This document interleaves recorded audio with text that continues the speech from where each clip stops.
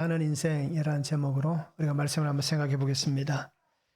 혹시 한리 법칙이라고 아십니까? 하인리히 법칙. 아마 들어보셨을 거예요. 하버트 윌리엄 하인리히라는 사람이 만든 법칙입니다. 이분은 원래 보험회사에서 엔지니어링으로 또는 손실 통제 부서에서 그렇게 일하던 사람입니다. 그래서 이런 산업 현장에 일어나는 수많은 일들을 직접 보고 또 그런 것을 이렇게 수치로 계산하고 하는 일들을 통해서 그가 뭔가를 보게 됩니다.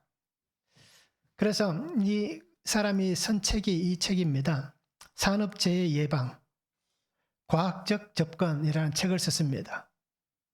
그래서 이분이 어떤 사고가 일어나는 그 사건이 일어날 때 법칙이 있다라고 본 겁니다. 1대 29대 300이라는 법칙을 본 겁니다. 어떤 사망사고라든지 산업재해에 있어서 정말 어떤 중대한 산업재해 한 건이 생기려면 그 한 건이 생기기 전에 어떤 경미한 정말 신중한 어떤 중대한 사건이 아니라 또 경미한 그러한 사건들이 29가지가 먼저 일어난다라고 얘기합니다.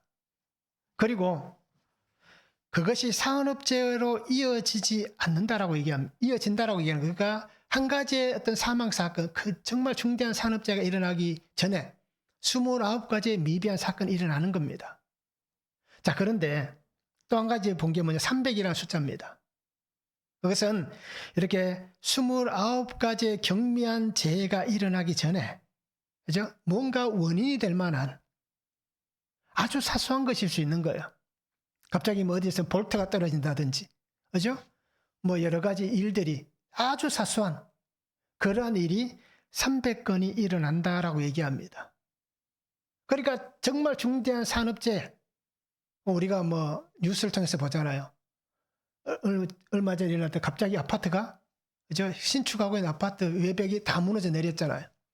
자, 그렇게 중대한 사건이 하나 일어나기 전에는 29가지의 경미한 사건이 있고 또 그 29가지 경미한 사건이 일어나기 전에는 300가지 아주 사소한 일들이 주위에서 일어난다는 겁니다. 이것이 하인리 법칙입니다. 그런데 이 법칙을 조금 더 확대한 사람이 있습니다. 버드와 로프트스라는 사람이 똑같은 법칙을 하나 만들어냅니다. 그래서 우리는 버드 앤 로프트스의 법칙이라고 얘기하는 것이 있습니다. 1대, 10대, 30대, 600. 그러니까 중간에 하나의 숫자가 더 들어가고 이제 숫자가 조금 더 확대됩니다. 그래서 사망이 일어나는 한 건의 사건이 있기 전에 경상이 10가지가 있고 그리고 물질 피해가 한 30가지가 일어날 것이고 그리고 아차하는 사고, 이제 앞에서 말씀드렸던 아주 사소한 것들, 그런 것들이 600건이 일어날 것이다 라고 얘기합니다. 자, 그래서 이러한 것들이 우리가 산업 현장에서 많이 적용이 됩니다. 그래서 정말 중대한 일이 일어나기 전에 우리가 감지할 수 있는 일이 있다는 겁니다. 또 오늘 우리가 지진 피해가 참 많잖아요. 그러면 큰 지진 7점 얼마 되는 지진이, 강한 지진이 오기 전에 어떤 일이 벌어집니까? 그냥 아무런 사전에 예고도 없이 갑자기 7점 얼마가 올까요? 그렇지 않다는 겁니다. 그 앞에 이미 다른 어떤 현상들이 계속해서 일어난다라고 얘기를 합니다. 그래서 오늘 우리가 왜 이것을 말씀드리냐 하면 우리가 살아가는 삶에도 재해를 만나기 전에 어떤 우리에게 신호가 온다라는 것을 얘기해 줍니다. 자, 이와 같이 하나님은 우리가 사는 삶에 우리가 그 삶에서 뭔가를 깨닫고 알아차릴 수 있도록 늘 어떤 신호를 우리에게 보내주십니다. 그 신호를 우리가 감지할 수 있어야, 알 수 있어야 내가 겪을 수 있는 큰 사건들, 그렇죠? 고난 사건, 우리가 상상할 수 없는 그 큰 일들 있잖아요. 그런 일들을 우리가 막을 수도 있고 방비할 수도 있다라는 겁니다. 하나님이 갑자기 우리가 감당할 수 없는 큰 일을 우리에게 주시지 않는 겁니다. 그러니까 오늘 우리 성도님들이 하나님의 보내시는 신호를 빨리 알아차려야 됩니다.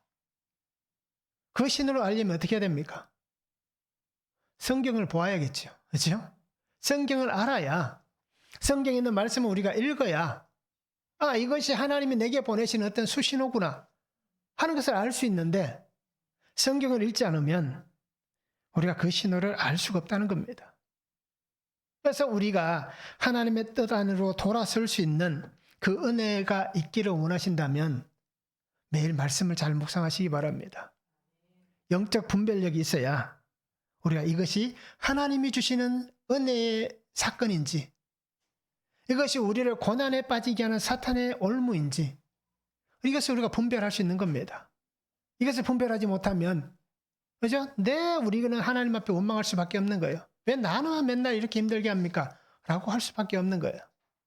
그러기에 하나님께서 우리에게 보내시는 그 신호를 깨닫기를 원하시고, 또 깨닫고 분별할 수 있는 삶이 되기를 원합니다. 그래서 매일 우리가 말씀을 잘 묵상하시기 바랍니다. 그래서 큐티하라는 얘기입니다. 그죠? 큐티를 늘 열심히 잘 하시면 좋겠습니다. 자, 오늘 성경에 보면 예수님께서 요한복음 17장은 우리가 일반적으로 그렇게 얘기합니다. 대제사장의 기도다라고 얘기를 합니다. 예수님께서 제자들을 위해서, 또 세상을 위해서, 또 제자들을 통해서 복음을 받아들일 사람들을 위해서 그렇게 기도하시는 그 장면이 바로 요한복음 17장입니다.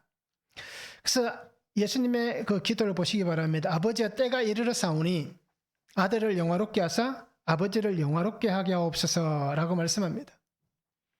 내게 주신 일을 내가 이루었습니다. 그래서 아버지를 이 세상에서 영화롭게 하였습니다. 라고 말씀합니다. 그래서 예수님은 내게 주신 사람들에게 내가 아버지의 이름을 나타내었습니다. 라고 그렇게 밝히고 있습니다. 자, 영화롭게 하는 인생 첫 번째는 하나님이 주신 권세를 모든 사람의 영생을 위해 사용해야 합니다. 1절에서 3절입니다. 예수께서 이 말씀을 하시고 눈을 들어 하늘을 우러러 이르시되 아버지의 때가 이르렀사오니 아들을 영화롭게 하사 아들로 아버지를 영화롭게 하게 하옵소서. 아버지께서 아들에게 주신 모든 사람에게 영생을 주게 하시려고 만민을 다스리는 권세를 아들에게 주셨음이로소이다. 영생은 곧 유일하신 참 하나님과 그가 보내신 자 예수 그리스도를 아는 것이니라 말씀합니다. 때가 이르렀습니다 라고 예수님이 고백합니다. 하나님께서 약속하신 시간, 그 때가 이제 되었다라고 말씀하는 것입니다. 예수님은 지금까지 어떻게 하셨습니까? 때가 이르지 않았다라고 말씀하셨습니다. 그렇잖아요. 요한복음 2장 4절에도 보면 그 가나의 혼인잔치 때 예수님께서 어머니에게 하신 말씀이에요. 내 때가 아직 이르지 아니하였습니다. 이르지 못하였습니다. 라고 얘기합니다. 요한복음 7장 30절에도 사람들이 예수님을 잡으려고 합니다. 이제 예수님을 잡아야겠다라고 합니다. 자, 그런데 손을 대는 자가 없었다라고 얘기합니다. 왜냐하면 그의 때가 아직 이르지 아니하였다. 예수님께서 여러 가지 위협을 당하셨지만 아직 때가 되지 않았으니까 그 위협한 상황들을 다 넘어갈 수 있었다는 얘기예요. 그런데 오늘 17장에서 6월절이잖아요. 그래서 이제 곧 예수님이 잡히셔서 십자가를 지시는 순간이 다가오는 겁니다. 그래서 예수님께서 기도하시면서 때가 이르렀사오니 라고 얘기합니다. 나의 때가 되었습니다. 그래서 하나님 앞에 기도하면서 아들을 영화롭게 하사 아들로 아버지를 영화롭게 하게 하옵소서라고 얘기합니다. 영화롭게 한다는 것은 이제 찬양한다 또는 영광에 참여한다, 영예를 준다 라는 뜻입니다. 독사조라는 헬라어를 씁니다. 그래서 이 뜻은 영광스러운 지위나 어떤 상태로 높여지는 것을 얘기합니다. 이제 더 이상 이제 어떻습니까? 예수님께서 올려진다라고 얘기하면 예수님께서 그렇게 표현하셨습니다. 내가 들려야만 이라는 표현을 쓰신 적이 있습니다. 바로 그러한 상황을 얘기합니다. 그래서 이제 하나님 앞에서 하나님을 영화롭게 하는, 또 내가 하나님 앞에서 영화롭게 되는 그 시간이 되었다라고 말씀하는 것입니다. 하나님의 영광에 참여하는 그 삶이 되었다는 겁니다. 그 시간이 되었다라는 것입니다. 그래서 하나님 앞에 내가 하나님의 영광에 참여했기에 이제 하나님께 영광을 올려드린다 라고 말씀하는 것입니다. 왜 하나님의 영광에 참여해야 됩니까? 왜 하나님의 영광 가운데 있어야 됩니까? 왜 우리가 하나님을 영화롭게 해야 될까요? 왜 내가 하나님의 영광에 있어야 될까요? 그것은 오늘 예수님께서 하신 말씀입니다. 영생입니다. 영생을 위해서 우리가 하나님의 그 영광에 참여해야 되고 그 영광을 하나님 앞에 올려드릴 수 있어야 되는 것입니다. 영생은 하나님께서 주시는 겁니다. 그렇죠? 하나님 주신 생명인 거예요. 그래서 하나님이 주신 이 생명, 영생은 오늘 예수님은 그렇게 표현합니다.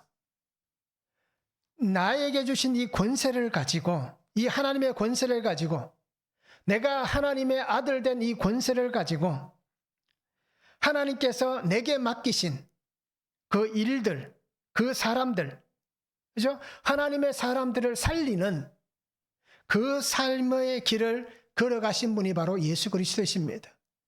그리고 영생은 유일하신 하나님의 은혜이고 또 예수 그리스도 안에서 주어진 은혜입니다. 그래서 예수님께서 하신 말씀 보시기 바랍니다. 영생은 우리가 그렇게 표현하자면 하나님 주신 선물이다. 이 영생, 내가 받을 영생은 하나님이 주신 값없는 선물인 거예요. 그런데 이 영생은 어떻게 받습니까? 예수님으로 인하지 않고는 내가 갖고 싶다고 해서 영생을 취하는 게 아니라 슈퍼에 가서 내가 필요한 물건 사듯이 내가 이것을 취하는 게 아니라 이 영생은 예수님 안에서만 받을 수가 있는 겁니다. 14장 6절에 말씀하셨잖아요. 나로 말미암지 않고는, 예수님으로 말미암지 않고는 아버지께 올 자가 없다라고 말씀하셨습니다.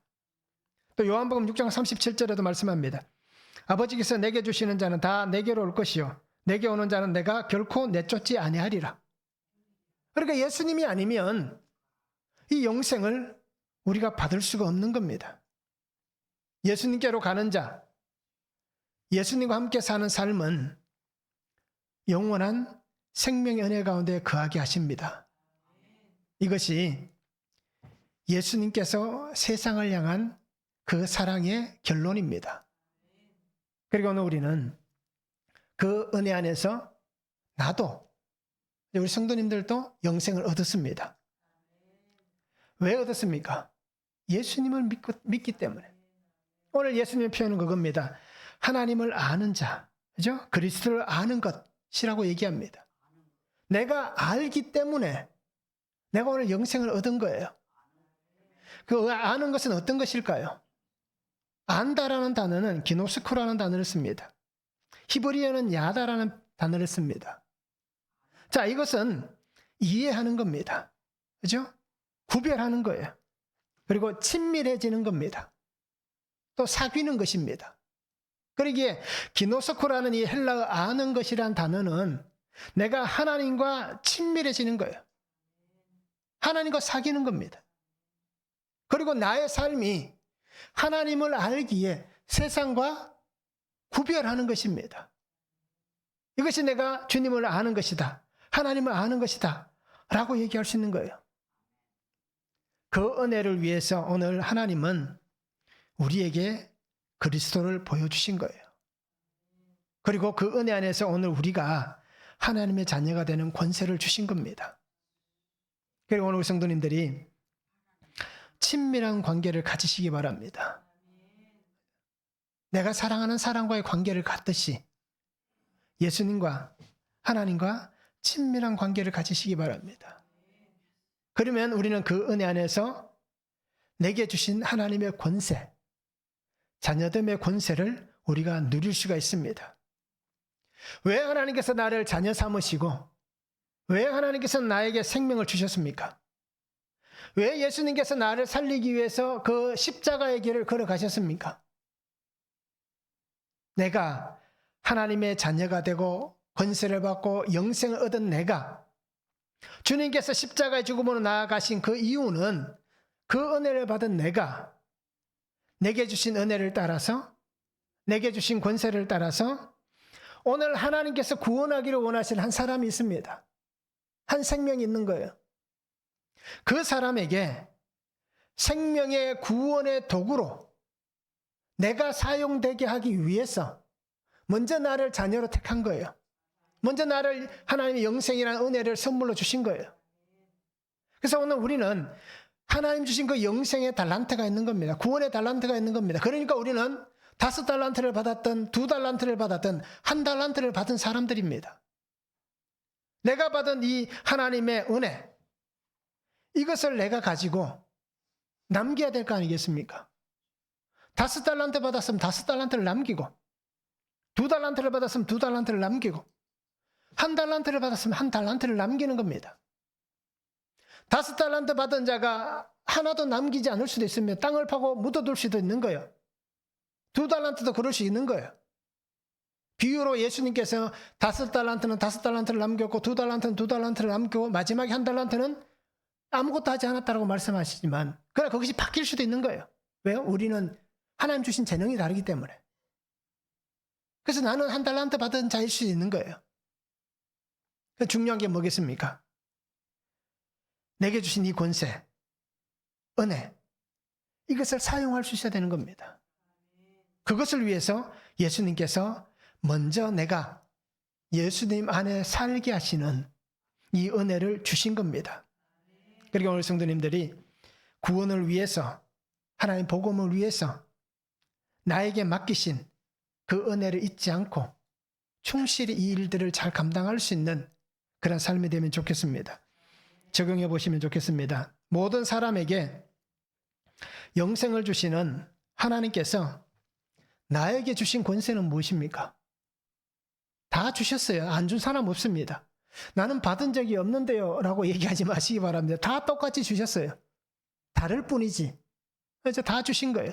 그래서 그 권세가 무엇인지 한번 우리가 적용해 보시기 바랍니다. 나는 하나님과 친밀한 관계를 가지고 있습니까? 친밀한 관계를 누리고 있습니까? 더 친밀하기 위해서, 더 깊이 있는 교제를 위해서, 사랑하기 위해서 내가 해야 될 것은 무엇입니까? 무엇을 해야 되겠습니까? 내가 하나님과 더 친밀한 관계가 되기 위해서 무엇을 해야 될지 우리가 한번 적용해 보시면 좋겠습니다. 두 번째는 나의 사명과 삶의 자리를 잘 지켜야 됩니다. 4절에서 5절입니다. 아버지께서 내게 하라고 주신 일을 내가 이루어 아버지를 이 세상에서 영화롭게 하여 사오니 아버지의 창세전에 내가 아버지와 함께 가졌던 영화로서 지금 또 아버지와 함께 나를 영화롭게 하옵소서 말씀합니다. 자, 예수님은 하나님께서 원하시는 일들을 내가 다 이루었습니다 라고 기도합니다.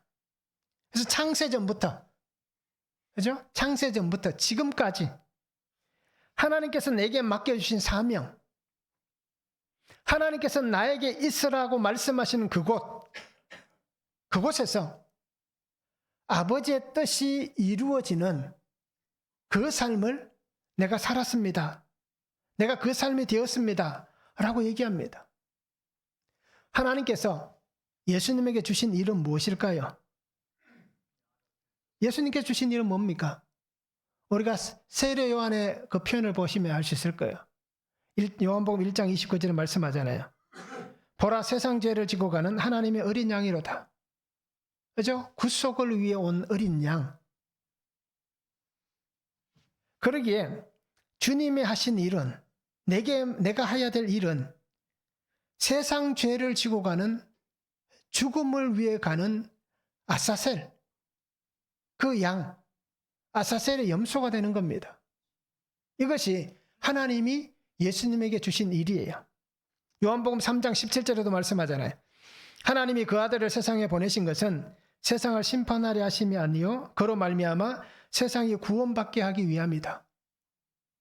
예수님께서 세상 죄를 지고 가심을 통해서 세상이 구원을 받는 그 일을 예수님께서 자기의 일로 받은 거예요.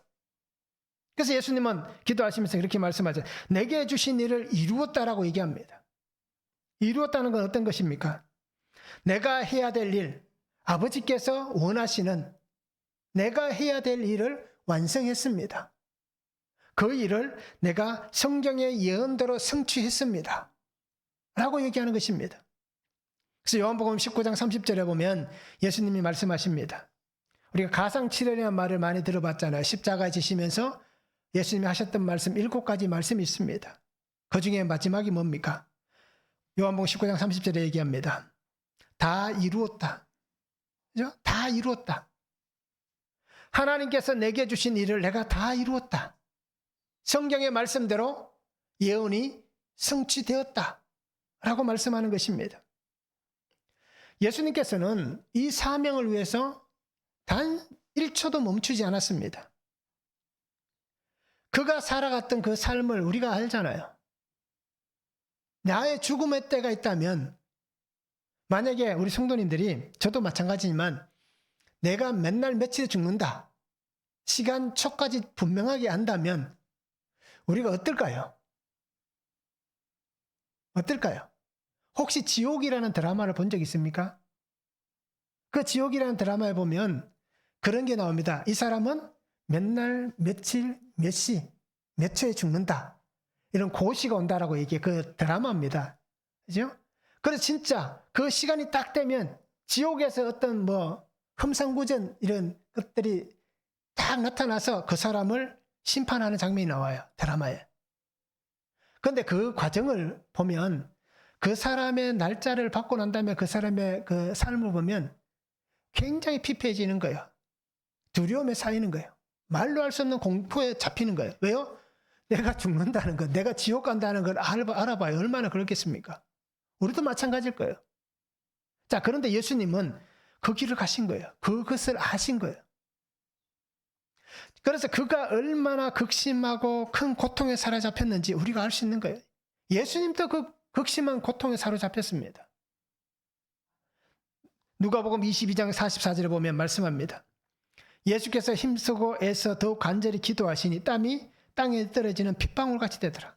땀이 떨어지는데 핏방울같이 되는, 그만큼 예수님이 얼마나 그 시간이 육신의 예수님에게 얼마나 큰 아픔이었는지 알 수 있는 거예요. 자, 그런데 예수님은 그 죽음의 순간까지 단 한순간도, 단 한 번도 자신의 시간과 자신의 환경을 부정하지 않았습니다. 우리는 그렇지 못하겠지만, 저도 그렇지 못하겠지만 예수님은 단 한순간도 자신의 그런 사명, 그 삶을 부정하지 않았다는 겁니다. 그래서 모든 것이 아버지의 뜻인 줄 알았습니다. 왜요? 그것을 위해서 오셨기 때문에. 그리고 순종함을 통해서 그 일을 담당하여 주셨습니다. 자, 그러면 오늘 하나님께서 내게 원하시는 일은 무엇입니까? 내게 주신 일은 무엇입니까? 우리가 이것을 사명이라고 얘기할 수 있는 거예요. 내가 받은 사명, 내가 해야 될 일, 나에게 맡기신 주님의 십자가, 내 십자가를 지고 걸으라고 말씀하셨잖아요. 내가 져야 될 십자가가 있는 거예요. 과연 그것은 무엇입니까? 오늘 우리 성도님들이 있어야 될 자리가 있습니다. 나에게 맡기신 삶의 자리가 분명히 있습니다. 그러면 내가 해야 될 일은 하나님께서 내게 맡겨주신 이 삶의 자리를 내가 끝까지 지키는 겁니다. 그 삶을 지키면서 내가 뭔가 대단한 일을 하지 않아도 됩니다. 내가 뭔가 사람들에게 큰 어떤 위로를 주거나 도움을 주지 못해도 상관없습니다. 그냥 내게 주어진 이 삶의 자리를 지키면서 내가 해야 될 일은 예수님을 전하면 되는 거예요. 나의 삶의 자리에서 우리가 성공할 수도 있고 실패할 수도 있고 건강할 수도 있고 건강하지 않을 수도 있는 거예요. 그렇다고 해서 우리가 그 삶이 성공했다 실패했다고 말하지 않습니다. 우리가 해야 될 일은 그냥 그 자리를 지키면서 내게 원하시는 복음의 사명, 이제 예수 믿으세요, 이 말을 우리가 할 수 있는 그러한 삶의 자리를 지키는 것이 바로 내가 해야 될 일입니다. 이 일을 위해서 우리는 하나님의 부르심을 받았습니다. 이 일을 위해서 하나님이 나를 택하셨습니다. 하나님께서 나를 잘했다고 칭찬할 수 있는, 야, 너 1달란트밖에 내가 안 줬는데 어떻게 이렇게 좋은 결과가 있냐? 1달란트인데 이렇게 아름다운 열매가 있냐? 라고 얘기하시는 그 칭찬이 있는 그러한 우리의 삶이 되면 좋겠습니다. 그러한 성도가 되면 좋겠습니다. 그래서 나의 삶과 신앙을 통해서 세상에서 하나님의 이름이 영광을 얻는, 영화롭게 하는 그러한 우리의 사람들이 되면 좋겠습니다. 힘들어도, 어려워도, 고난과 환난이 찾아와도 끝까지 우리가 지켜냈으면 좋겠습니다. 그래서 고린도전서 10장 31절 말씀같이 그런즉 너희가 먹든지 마시든지 무엇을 하든지 다 하나님의 영광을 위하여 하라. 뭘 먹든지 뭘 마시든지 하나님의 영광을 위해서 할 수 있는 그런 삶이 되기 바랍니다. 저 사람은 고기 먹는데 하나님 나는 왜 맨날 풀만 먹습니까? 저 사람은 저렇게 좋은데 여행 다니는데 하나님 나는 동네 구경도 하기 힘듭니까? 예? 저 사람 저렇게 좋은 차를 탄데 나는 자전거도 없습니까? 이런 게 아니라 어떤 상황에서든지 우리가 주님 앞에서 그렇게 은혜를 붙잡고 살아가는 삶이 되면 좋겠습니다. 그러면 나는 그냥 내가 있는 자리에 내가 있으면 되는 거예요. 우리가 그런 얘기를 많이 하잖아요. 부모는 부모로서의 그 부모의 자리를 지키면 된다라고 얘기하잖아요. 그와 똑같은 겁니다.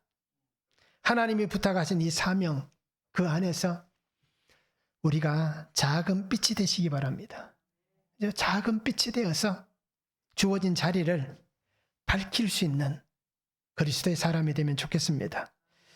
적용해 보시기 바랍니다.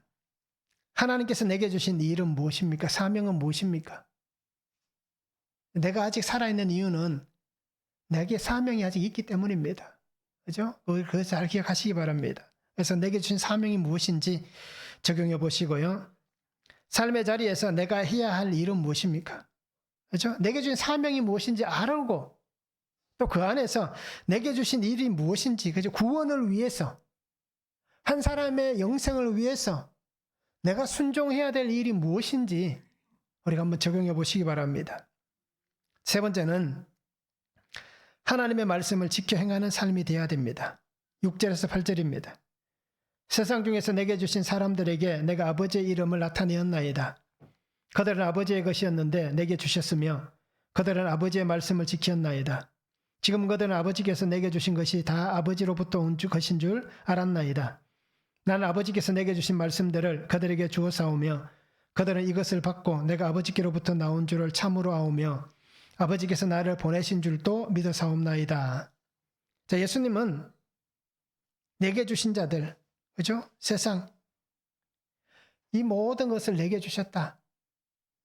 오늘 우리를 예수님은 너는 나의 것이다 라고 말씀하는 거예요. 우리는 예수님의 사람이 되었습니다.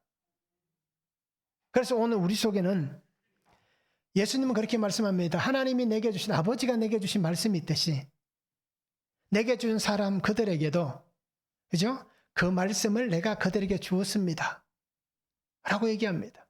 그러니까 하나님의 말씀이 오늘 우리 속에 있는 거예요. 그들은 그 말씀을 하나님의 말씀으로 알고, 그죠? 그 말씀을 받았다라고 얘기합니다. 그러면서 아버지께서 나를 보내신 것을 믿었다라고 말씀합니다.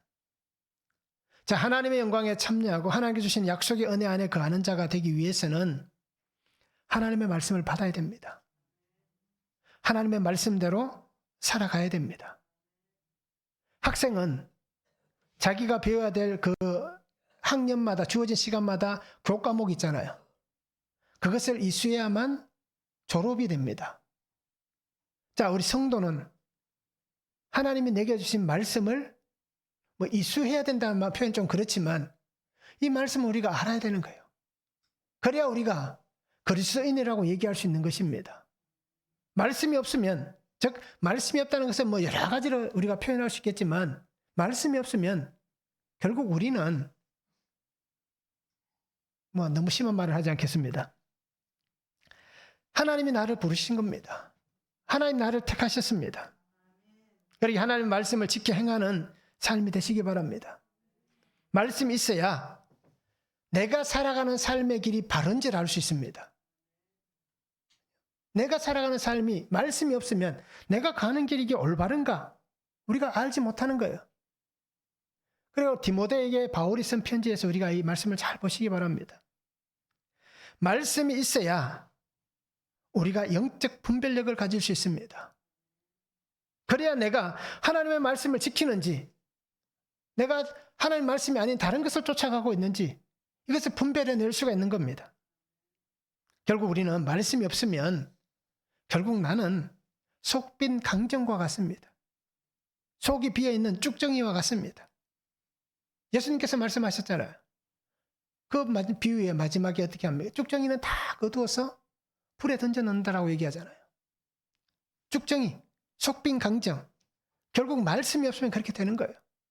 겉은 화려할 수 있습니다. 그러나 속은 썩어서 죽어가고 있는 존재일 뿐입니다. 우리가 그렇게 되지 않기를 바랍니다. 그렇게 되지 않으려면 말씀을 알아야 되고 말씀을 깨달아야 되고 말씀대로 살아가야 되는 겁니다. 하나님 말씀 오늘 내게 생명의 말씀입니다. 베드로전서 1장 23절 이렇게 말씀합니다. 너희가 거듭난 것은 썩어질 씨로 된 것이 아니요 썩지 아니할 씨로 된 것이니 살아있고 항상 있는 하나님의 말씀으로 되었다.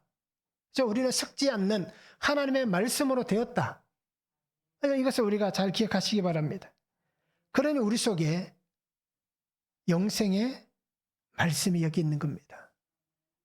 수많은 사람들이 예수님을 따라왔다가 요한복음 6장에 보면 나오잖아요. 다 사람들이 떠나갑니다. 근데 예수님 뭐라고 얘기합니까? 너희도 나를 떠나려느냐? 제자들에게 물었습니다. 근데 제자들이 뭐라고 얘기합니까? 주의 영생의 말씀이 여기 있는데 우리가 네게로 가겠습니까? 라고 얘기합니다. 그러니까 오늘 우리 안에도 영생의 말씀이 있어야 되는 거예요. 그 말씀이 나를 살리고 나를 살게 하고 나를 살아나게 할 것입니다.